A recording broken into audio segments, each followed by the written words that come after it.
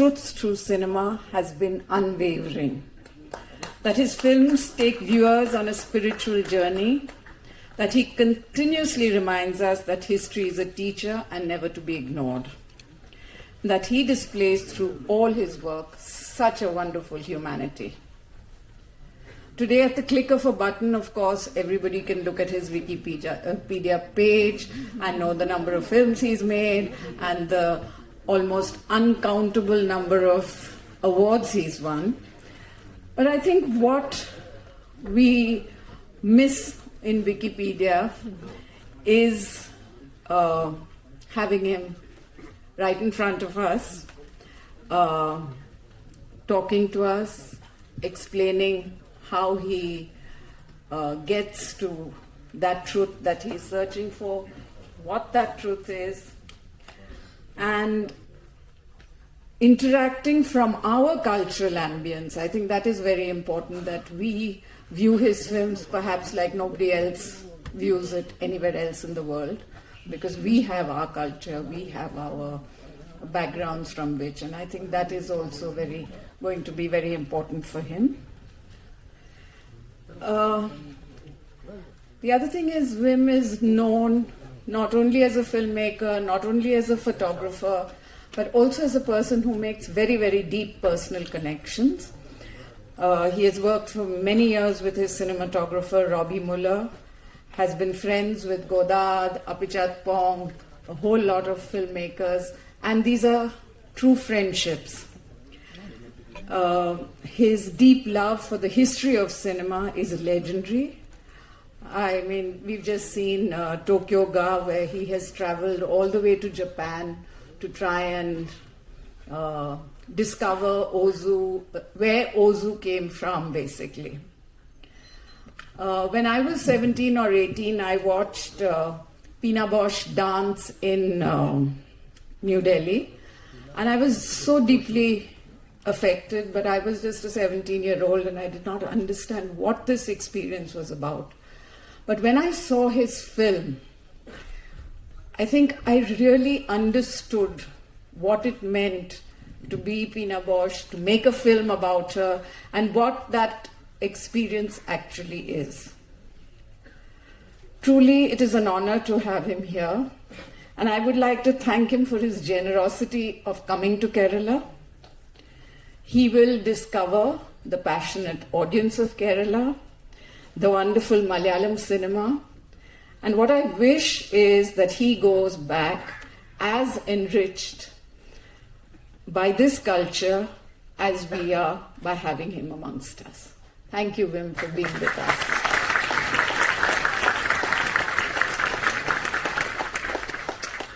In conversation with him is filmmaker, archivist, film festival director Shivendra Dungapur.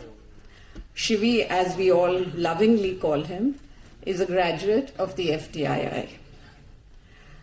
I just want to say one thing about the FTII, not to praise the institute, but just to say that when we go to a film school, the important thing is that we do not only learn cinema, but we also learn to infect everybody with this love for cinema.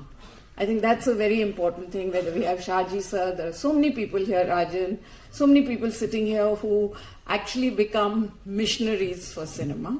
And I think Shivi is one of those people. On graduating, he has not only made very important films, we've seen his films at the festival, Celluloid Man, but he has also made it his life mission to preserve, restore, and show to the world Indian cinema. He runs the Film Heritage Foundation, which is involved in the archiving, restoration, and propagation of Indian classics. At IFFK, we rediscovered Kumati that was restored by the Film Heritage Foundation. This year at Cannes, Manthan, the Sham Benegal classic, was screened, re-released, and has been seen by so many, all because of his efforts. He's a stickler for perfection, and it shows in all his work. He's currently the director of the Mami Film Festival. Thank you, Shivi, for bringing Wim to Trivandrum. And I hope you all enjoy and make the most of this opportunity. He is the most wonderful speaker. Thank you. Thank you so much. Thank you, Veena, for such wonderful words. Veena is, little said of her. She is, to me, the most favorite person in cinema. And then was my favorite director at the IFK. And both Venu and Veena has been my mentor right from the days of the Institute. But thank you all for coming. It's really, really an honor to be here, seated to do Q&A with Wim.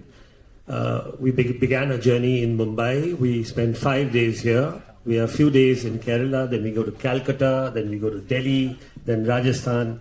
It's almost 25 days on a trip with Wim Wenders, showing his films in 6 cities and 18 films in many places 10, 12, and it's just an extraordinary. And I want to start asking the very first question that Wim, we are able to see all your work here and even here and everywhere, almost free. Everybody can just walk in, watch the films without having to pay anything and just see the films. You restored these 18 films, many of these films, and you bought back the rights. Let me start today's conversation, the work of your foundation and the fact that you were able to do that and bring it back to the public, and we are all able to see it.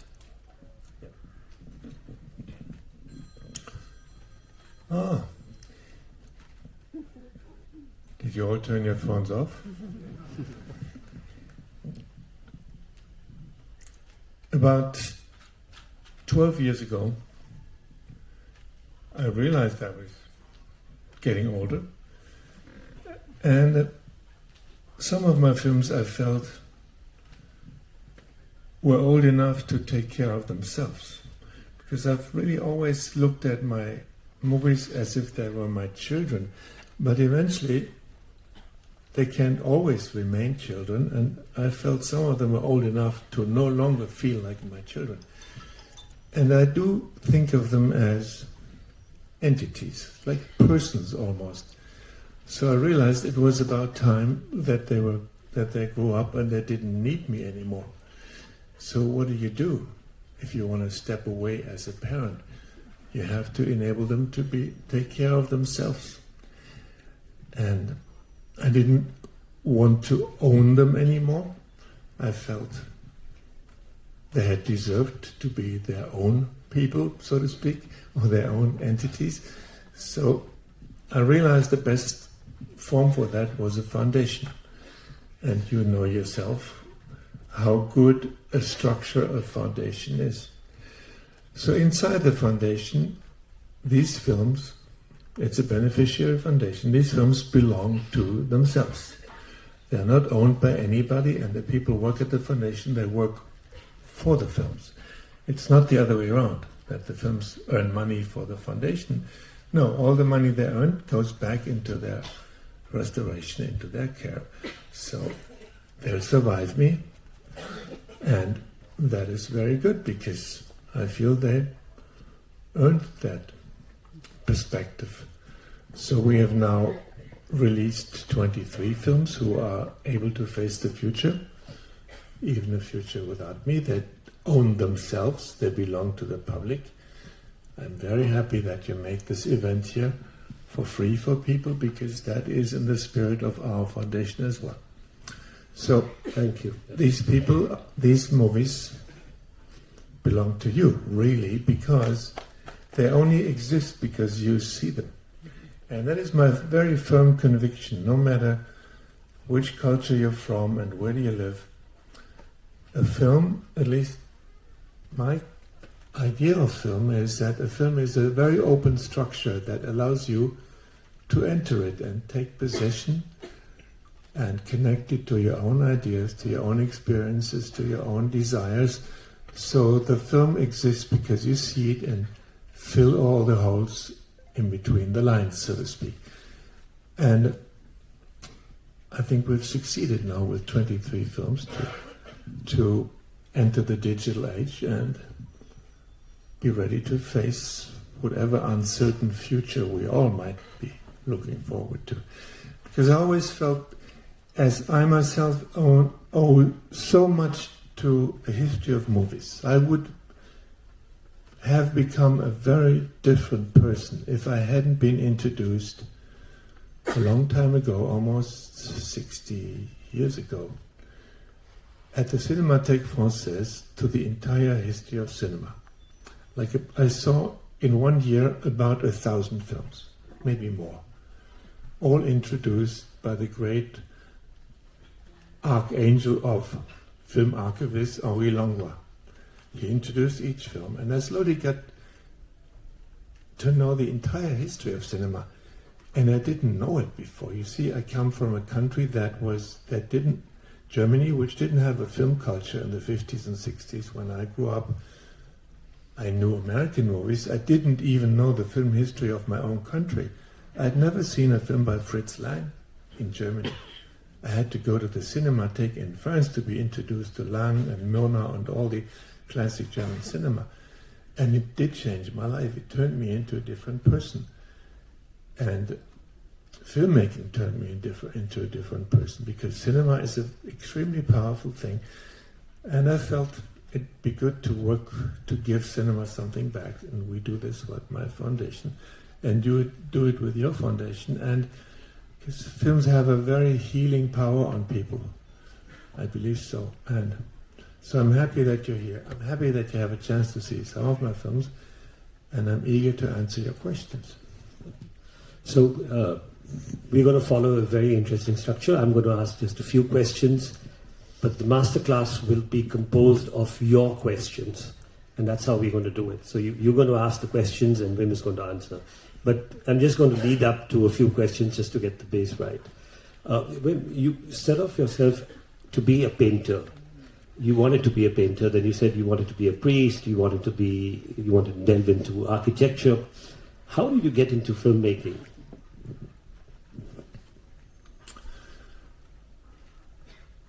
Well, I did study, like every young man. The only profession I knew was the profession of my father. And I loved my father, and he was a very good doctor. So I figured he would like me to become a doctor. So I studied medicine, only to realize in those first years when I studied medicine, I really kept painting. So I realized that was more existential for me than becoming a doctor. So after 3 semesters, I went to my father and told him, I said, please sit down, because I thought he was going to be destroyed by the news that I was going to stop studying medicine. And then I told him, and instead of looking at me like with a face full of disaster, he laughed. And he said, I knew that from the beginning you weren't going to be a doctor, but you had to find out yourself, so I didn't tell you. So I felt quite relieved. And then he said, what do you want to do instead? And I said, I want to be a painter. And then he did get a little serious. And he said, don't you want to study something that's a little safer? I said, no, I want to be a painter. So he let me become a painter according to my own plan, and my plan was very simple. I thought, if you want to be a painter, you have to go to Paris. Maybe it was too simple. I went to Paris. I didn't get accepted at the art academy because I didn't know how to paint a nude person. I was embarrassed in front of a nude person. So my sketches were abominable. We were 20 sitting around this old naked woman, and I didn't want to draw her. I've never done this in my life. I didn't even want to look at her. So I failed. And I found my own professor. He was a man who had a very nice old profession. He was an etcher. He made etchings.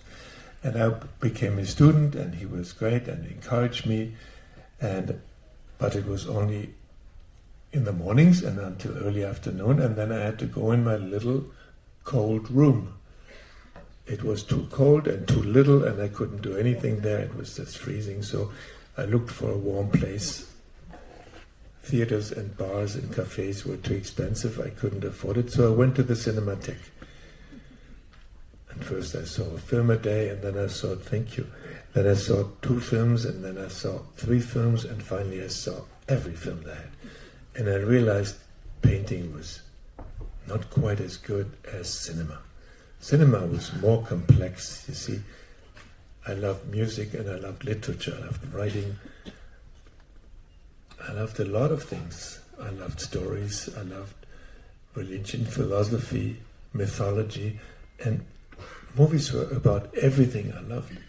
And I realized there was a profession even more complex than being a painter. It was cinema, and I realized that was going to be the rest of my life. And I went to film school because when I made the plan to become a filmmaker, there weren't any film schools in Germany, but then the very first one opened, and I sent them my summary, and amazingly enough, I was one of the 20 who got accepted. I don't know why. Fassbinder also applied, but they rejected him, which was very good for him, because it was not a good film school, and it didn't have any camera, for instance. A film school with no camera and no editing table sucks. So, and we fought for having a camera, and we fought for having a better school. And when we finally made our first short films, Fassbinder had already made 3 feature films. You see, it didn't pay off to be at school. But it didn't hurt me, and I learned a lot together with my friends when we made our first films without the school telling us no. So, anyway, and from there on, I loved making movies, and I loved being the cameraman to my friends, and I loved that movies were such collaborative efforts, and that you could not make it on your own, but that you needed people. And slowly I discovered that it was not just about setting up a camera and making a beautiful shot, but actually I slowly discovered that the real thing was telling a story, and I slowly learned how to do that. There you go. Yeah, the interesting story you spoke about in Mumbai was that how your first film had only long takes because they didn't know how to edit. Yeah. Well, nobody had told me that you could say cut. And my 16mm camera, which was my own, I had sold my beautiful tenor saxophone to have enough money to buy a film camera, a used film camera, a Bolex with 3 lenses. It was a beautiful machine. And all my friends shot on it because it was the only camera we had in film school. It was my own, until we forced them to get one. So, and when I made my first short films, well, a reel of 60mm film, a daylight spool, was 4 minutes. So I made takes that were 4 minutes long because I didn't dare to stop. I always thought maybe something will happen in the next second. When I cut it, maybe then the most important thing happens. So I never cut, and I always used the full reel until it ran out, and I used another one. And that's the only thing I could afford, was these little daylight spools of 60mm films, and those were my first films. I did learn to say cut eventually. One of the things which has fascinated me is the fact that you spoke about having a story and no script.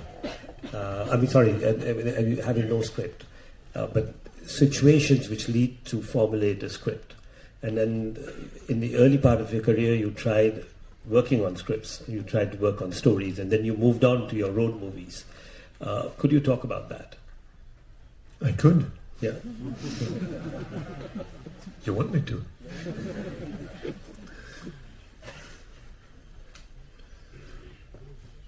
Well, writing a script or making a film with a script,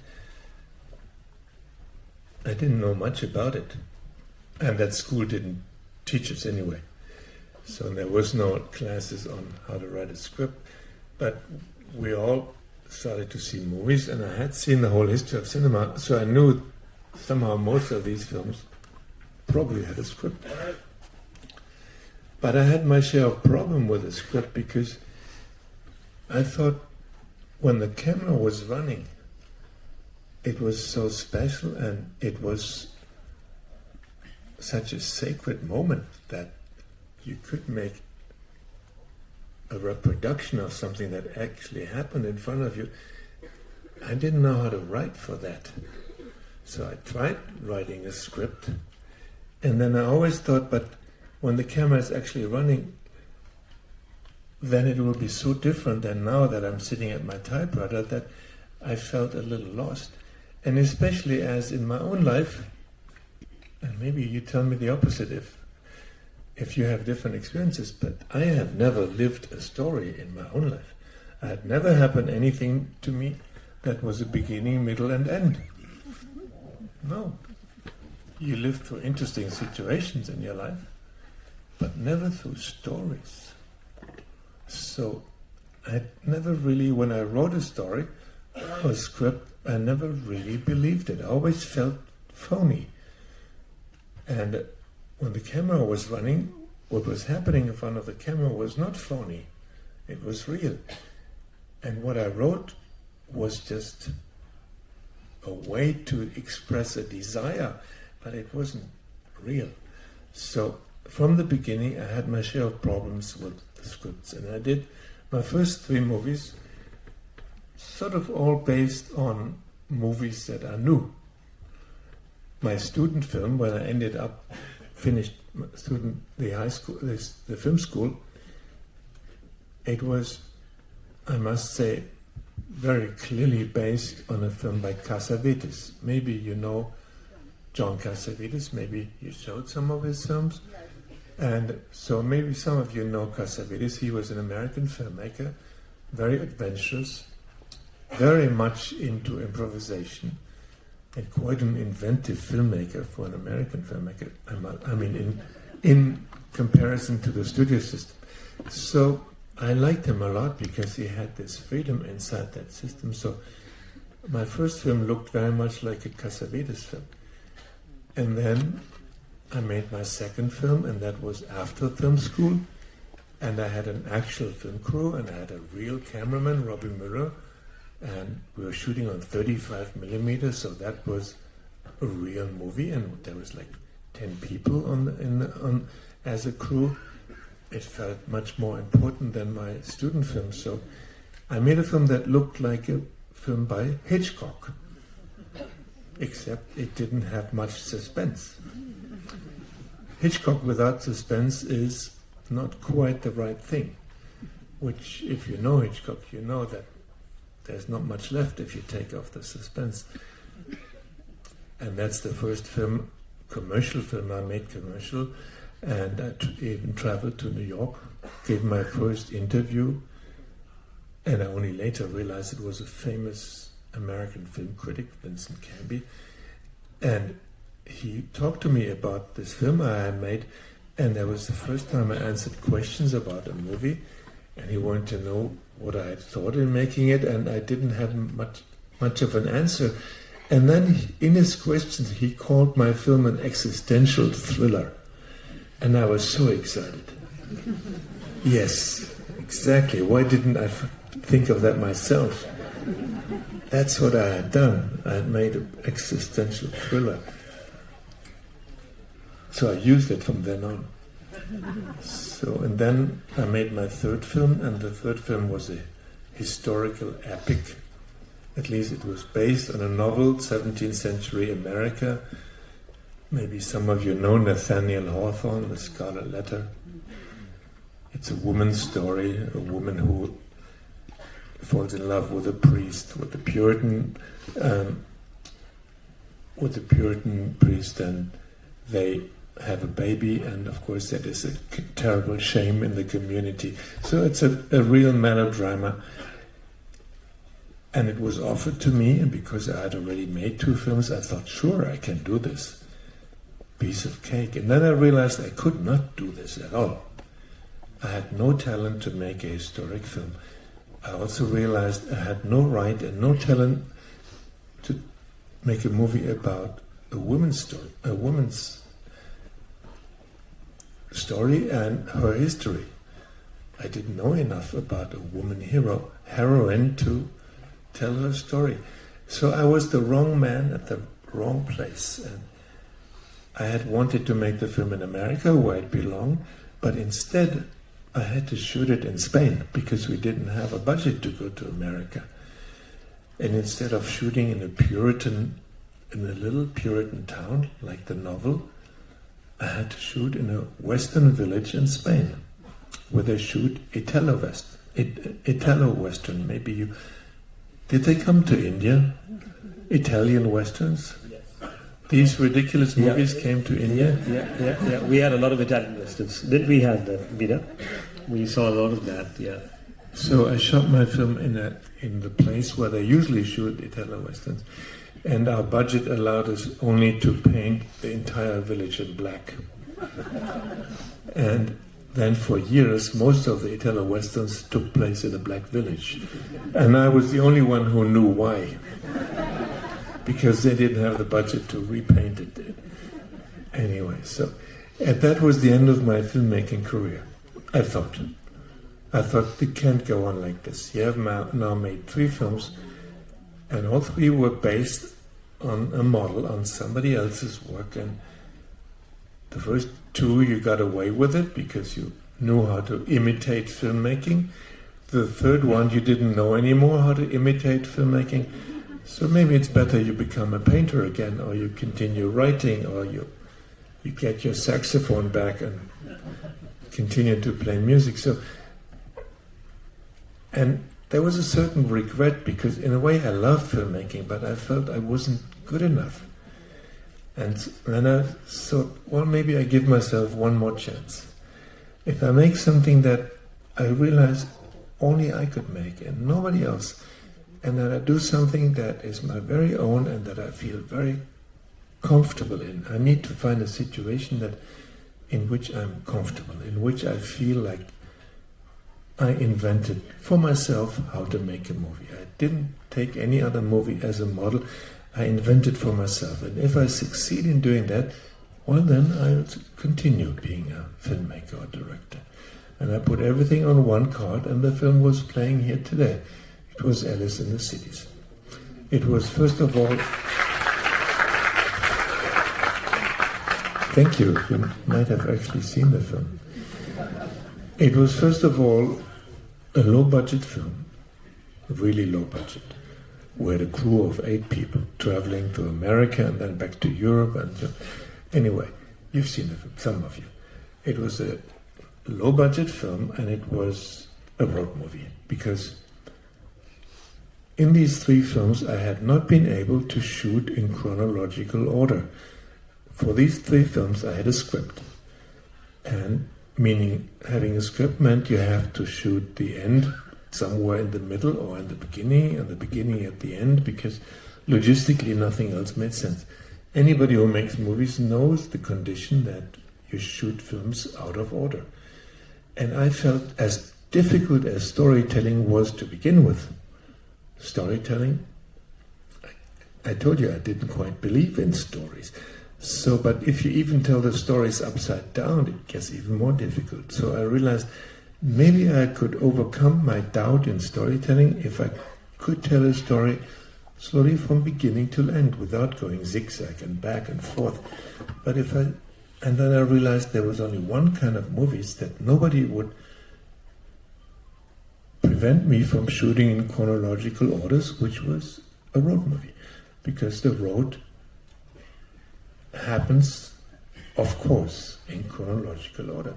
There is no other way to go on a journey. You cannot do the second day of traveling until you finish the first. And you cannot do the end of the stretch before you do the middle. So a journey is consecutively, and so you can actually tell the story every day, the next piece and the next step. And your actors know just as much as you, and your cameraman knows as much as you, and your crew. And actually, it turned out the crew was always very excited to find out what they were going to do the next day, because they didn't know just as much as I didn't know.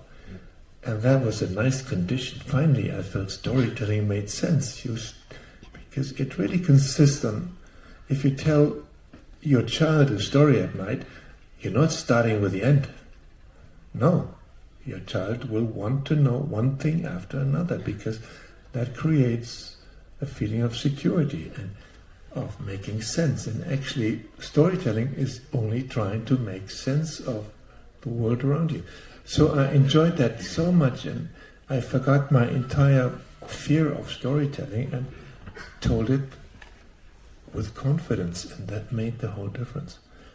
And that little film that you saw today turned me, after 3 other efforts, into a filmmaker.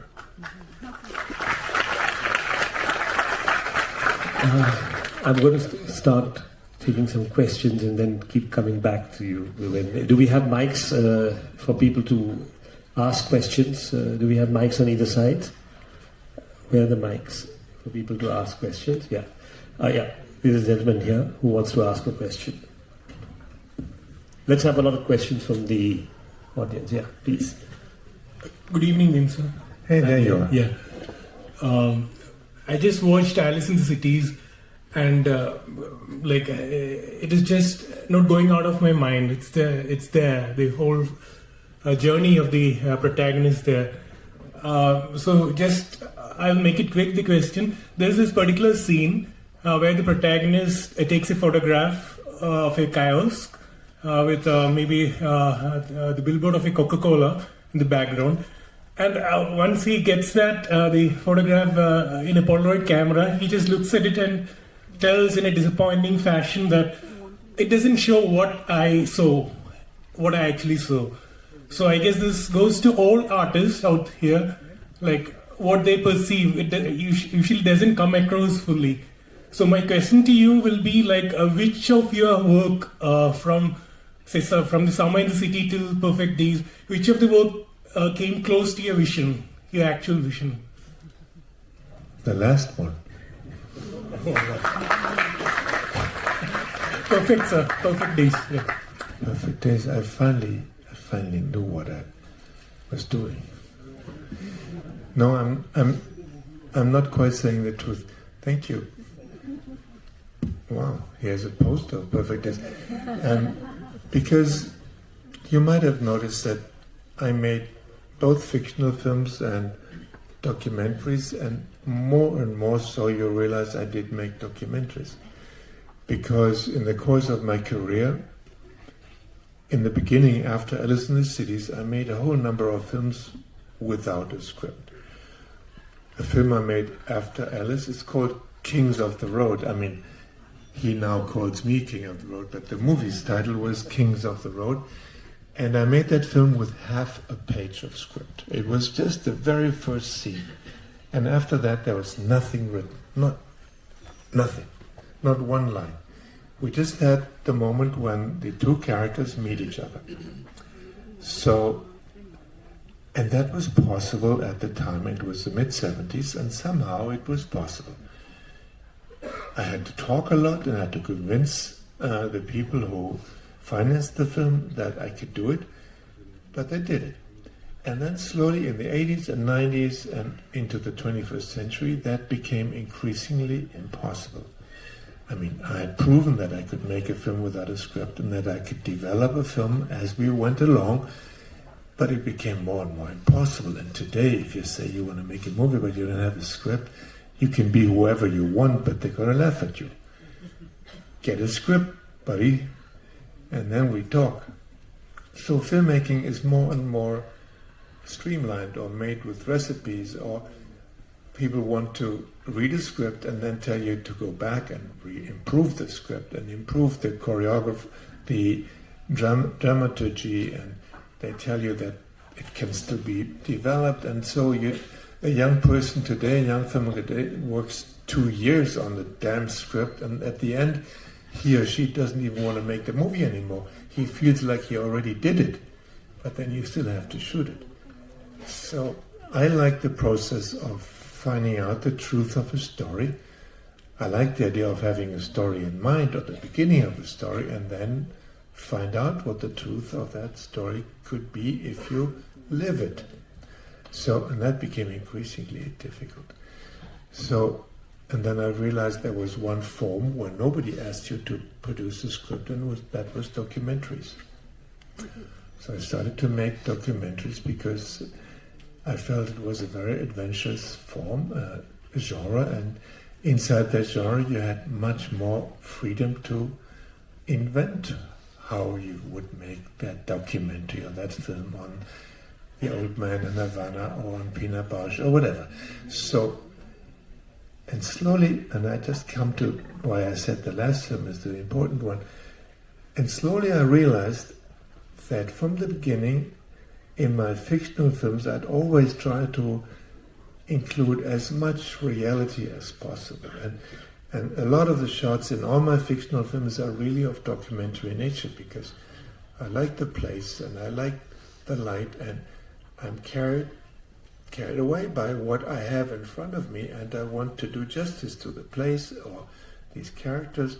So I do shoot in my fictional stories in a way like with a documentary approach. And in my documentaries I always felt there was a strong presence of storytelling there.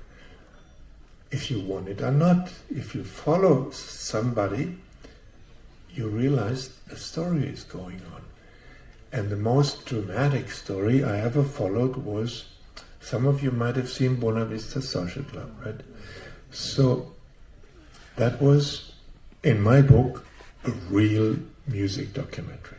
I mean, it was a documentary if ever I made a documentary. And we shot in Havana for a month, and it was beautiful, and we got to live with these old musicians. And I went back home to my editing room thinking that was the movie. I had everything I needed to make the movie. It was just everything we shot in Havana. And those of you who know the film might know that this is not an actual band, the Buena Vista Social Club. It was mostly old studio musicians who had worked in different bands, and Ray Kuda had collected them together for a fictional band which they called Buena Vista Social Club. And they made fantastic music together, these old men at the end of their career, but they've never been a band. So I had all this stuff that I shot with these old men and the one woman, Omara Portuondo, and I went back to my editing room and edited it, and was editing along when weeks later, or 2 months afterwards, Ray Kuda, who had gotten me involved in the first place because he had produced that beautiful music, he called me and said, "Wim, you will not believe it. 5 bands were touring across Europe and with all the musicians of the Buena Vista Social Club, but in 5 different formations. Compay Segundo had a band, Omar Portuondo had a band, Ibrahim had a band. So, but it just so happened that they all met at the same time in Amsterdam. And Rai said, we're going to make a concert. They're actually going to play together for the first time in their life, and you have to come to shoot them. So I went to there, we got a crew together, and I shot 2 concerts in Amsterdam, which was fantastic because it was such a different thing than in Havana, because all of a sudden these old men actually performed in front of an audience together, and they were more nervous than any band of young musical students. They were nervous as hell. They had stage fright as hell at 84 years old because they'd never been a band. And it was very endearing to see them prepare for it and fall apart, and they needed more rum than existed in Amsterdam in order to even go on stage. And then they played 2 enormous concerts, and I had the privilege to shoot it, and then I went back home again. I thought, wow, now I really have a film. And I shot it, and I edited again for a couple of months, And then Raikudo called me again. Wim, you will not believe this. This was the Clinton era. It was Democrats, and they had tried, Rai and the producers of the band had tried to get visa for the Cubans, which today would be completely impossible. Not a single Cuban will get a visa to get to New York. But in the Clinton administration, they got visa to perform 2 nights at Carnegie Hall. So, that was too good to believe it. So, of course, I had to go. And we shot rehearsals, and we shot 2 unbelievable concerts. The other day in Mumbai, somebody in the audience had been in one of these concerts and Carnegie Hall, and told us about the incredible experience. Well, and I was there to shoot it. And actually shooting these men who only several months before in Havana had been completely unknown. Ibrahim was still shining shoes when we started the movie. And in Carnegie Hall, people, it's a huge music hall. Thousands of New Yorkers stood on their chairs to cheer them. It was unbelievable. And that's when I realized I was not making a music documentary. This was a fairy tale. I had witnessed a fairy tale. So don't ever think that as a documentary filmmaker, there is no storytelling involved. You might be telling a story without even knowing it. And that idea, so in the end, slowly blew my entire concept of documentary filmmaking and fictional filmmaking, because as much as I doubted stories in fictional, documentaries confirm my doubts in stories. So in the end, I think it's not all that different. As long as you try to be truthful to the situation, to the story, or to whatever has happened. And the first film in which both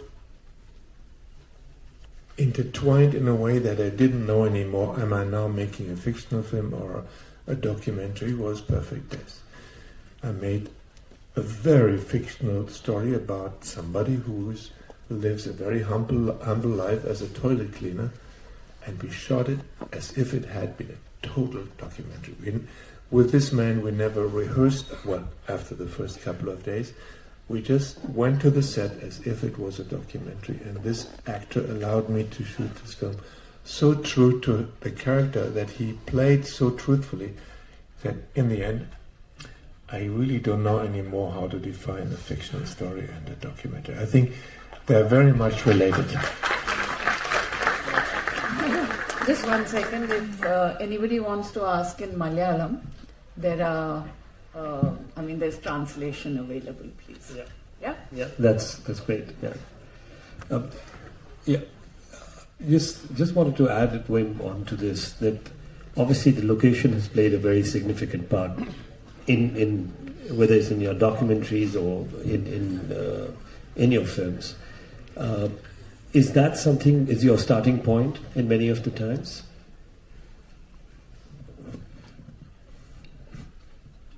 Thank you, Shivendra, because Shivendra went with me through 5 days in Mumbai, and at the end I realized I had not spoken about what was almost the most important for me. And I had not told the people in Mumbai because nobody asked me. Mm-hmm. And I had forgotten. And that's why he raises that question. Because if you do not accept storytelling, if you don't really in your heart accept storytelling as the core of filmmaking, and if you're not making movies because you want to make money, that's a different profession, and some people are very good at that. If you're not making a movie because you look at it as a business, and if you're not making a movie because you look at your film as a product, but if you also don't quite believe in storytelling, what do you think can be the driving force for somebody like me to make a film? And I had to find out slowly, and I did find out that after Alice in the Cities, more and more so, all my films started because I liked a place. I first had a place. For Paris, Texas, I first had the American West and the desert between Mexico and the US, and then slowly, out of the place, a story happened, and a character shaped up. And Wings of Desire was first a film to witness the city of Berlin, and to make a story, shoot a story in Berlin, because that city is extremely important to me, and it's really a metaphor for Germany. And I made that film, Wings of Desire, after having lived for a long time in America and coming back to Germany. So, but I first had the desire to make a film in Berlin. And I explored the city at length, and I found all the places I liked. And I tried to find a story that allowed me to show the city very completely. And in that search, driven by the city, I found the characters for the film, and it was the city that suggested these characters, because I had first thought of doctors or firemen or all sorts of people who get around a lot, but none of it really worked and was very interesting until the city showed me all sorts of angels everywhere. And I realized, wait a minute, what do you want to tell me? And the city suggested that my characters could just as well be angels, because, yeah, right, they get around. And they can appear anywhere, and they can witness all sorts of people in Berlin.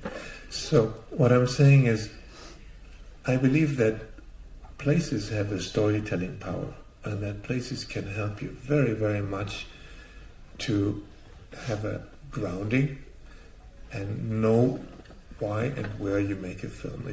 As long as you find a story that could not happen anywhere else, and that, so you have your own language as a storyteller, but also in a culture that is rooted in its own language.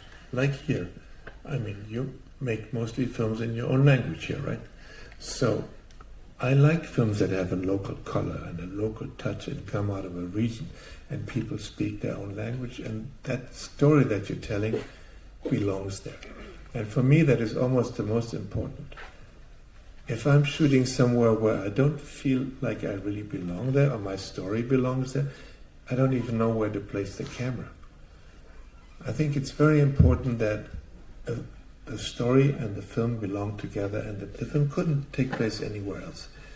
As when I have a feeling that that story that I'm telling could maybe better take place in another city or another country, then I got completely lost. So I need the grounding of a story.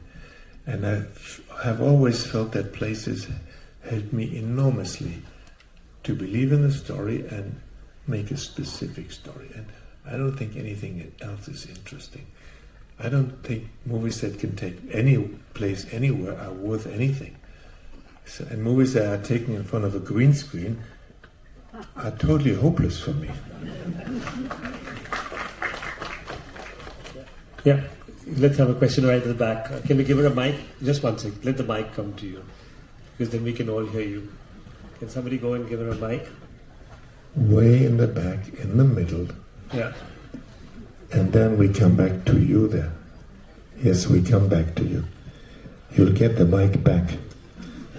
Hello, Wim. Welcome to Kerala. I'm so excited to be here and hear you in person. My question is, from your first film to the recent film, Perfect Days, you use these music tracks, and always in the description of your film, it says the budget of the rights of the music tracks sometimes exceeds the budget of your whole film. So, I mean, I just wanted to hear from you about your relationship with music and how you weave the narrative, along with your music.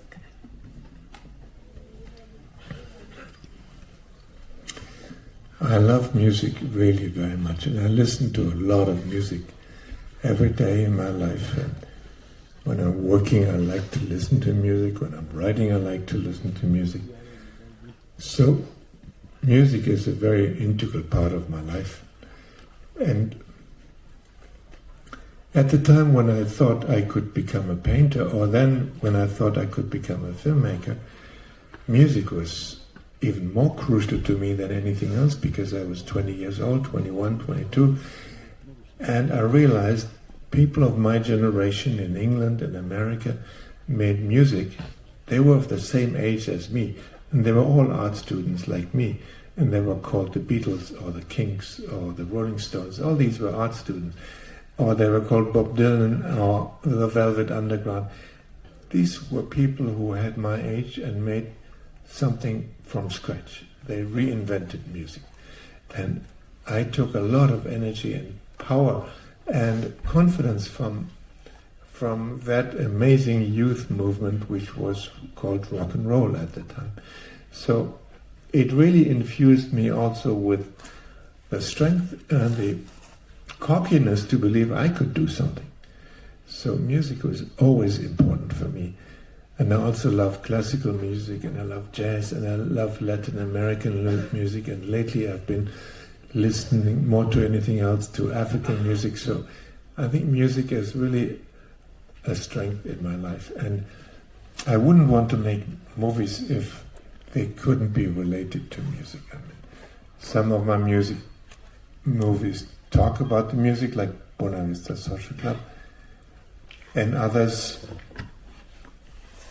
find their soundtrack because while I was making the film, I listened to a certain amount of bands, and then that music that I listened to while we were shooting it becomes, for me, inevitably had to become the score of the film.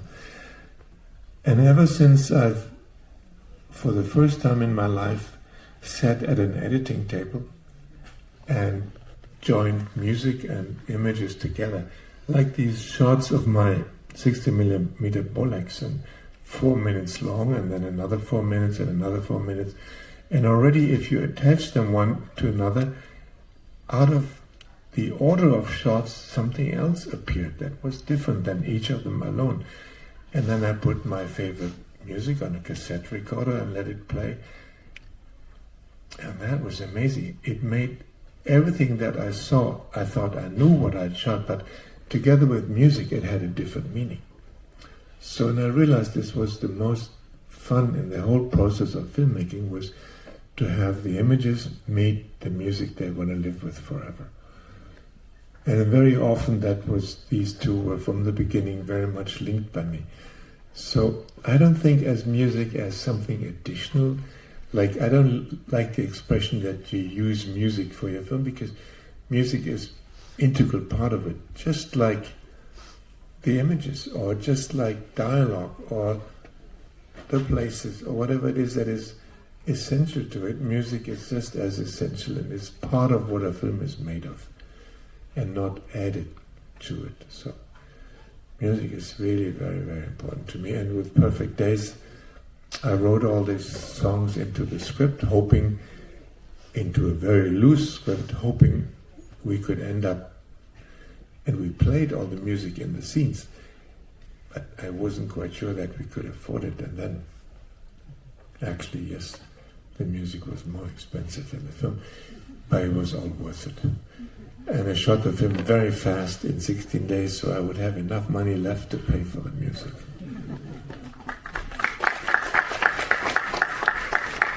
Okay, there. And then we have to give the music back to that guy there, who already had the microphone and then had to give it away again. Okay, no, you go. No, you go. Yeah. Sorry about that. I just wanted to ask you, Wim, about your characters. I'm always struck, especially now as you've mentioned the importance of documentary filmmaking in your films, how important it is for you to make true, real characters that are perhaps morally grey, without casting them as, oh, they're wrong or they're evil and they're good, where most mainstream films have that division. So how do you do that with kindness? How do you show characters in your films with so much kindness? I just saw Alice in the Cities today, and I felt it was just made with so much kindness, even in moments where the characters perhaps are not the most likable or the best versions of themselves.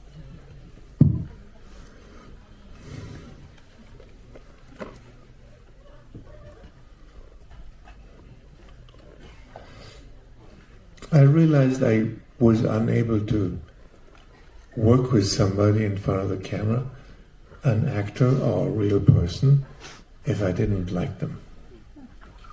If there's somebody in front of the camera I don't like, I don't even want to turn the camera on because I don't know what to tell him or her. I feel it's important that as a filmmaker, you like the person in front of the camera and you would like them to be as good as they can, and you would like them to be as truthful to themselves as they can.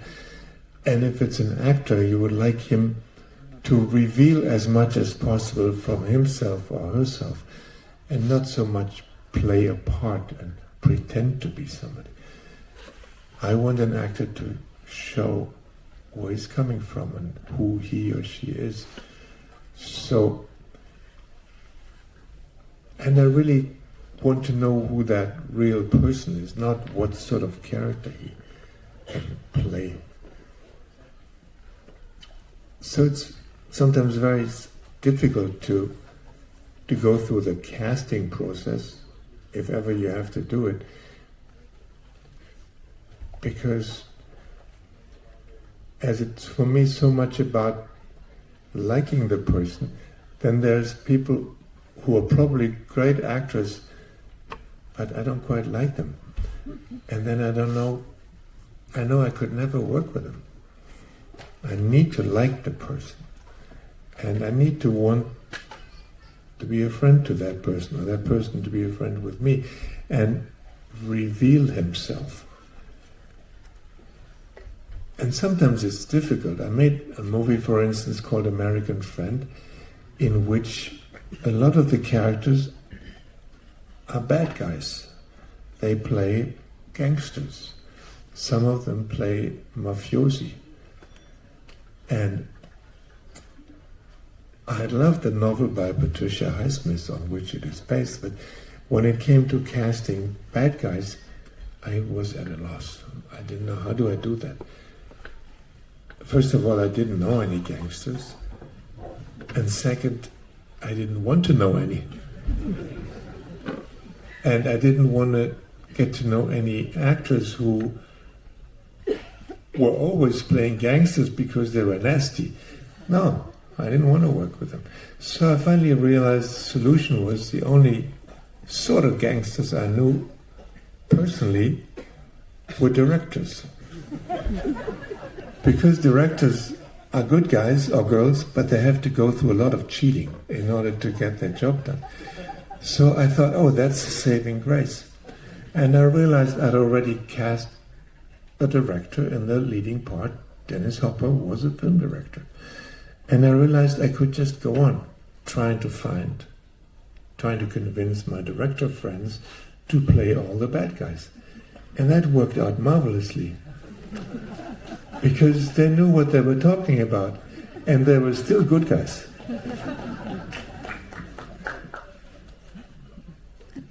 Take mine. No, I just wanted to add to that. You've always felt that the casting, the way the casting agencies normally take actors, it's very humiliating. And you always wanted to work with people who you knew more than casting. Yeah. That's why you have the same actors in all my first 5-6 movies. It's always the same people. Because I knew them, and I knew they wouldn't disappoint me. And I knew they were lovely and trying hard and being honest and willing to show who they really were. So instead of casting new people who I didn't know, I've always cast the same people. But eventually I realized I couldn't go on forever with always the same people in front of my camera. And then I got introduced to the casting process in Hollywood for the first time in my life. And it meant you're sitting in an office and 50 people come into your room every 10 minutes, somebody, and it's horrifying. Somebody comes in, and some of them are famous people, and some of them are great actors, and they come through the door and wrong. You know it right away. I mean, the truth is, a director knows it's wrong right away. And that person can be a great actor and can make a huge effort. And the trouble is that if you don't like them as they come in, or if you think they're wrong, then you feel guilty. Because they have a right to present themselves, right? So they come, that's the game that you've agreed on. So especially those who I realized were completely wrong, I gave them the most time, and I let them really go through all the dialogue, because I felt, I know he or she is wrong, but I have to give him a chance. So, and that becomes painful. And sometimes you realize, for the actors coming in, they know that. They know that they know what you think when they come into the door. So it's a mutual embarrassing situation. Except that there are, of course, sometimes exceptions. And sometimes, of course, somebody comes in and slowly convinces you, and in the end you realize you have to write a part for that person. He's wrong for the part that he or she came in for, but boy, you would like to work with this. So you have to write a new part so that person, that actor, can be in the movie. So that happened to me a few times, that I had to completely change my script and write a part that was not in it, because I felt I want to work with this actor. But casting is a painful procedure, and either one, on either side of the part, on the director's part and the actor's part, it is painful, and I try to avoid it. By casting people, I know, but you can't always only cast people. And also there's a simple truth that whoever you find, you do not know who that actor is until you're shooting the first scene. I mean, you can have 1,000 rehearsals and you can have lots of talks and discuss, and then you come to the first day of shooting with that actor or actress, and then you know who that is. The camera is rolling, and out of a sudden you see a different person. It's scary sometimes how much people change when they're really in front of the camera. There's lots of hands and only one microphone. Does anybody have the mic already?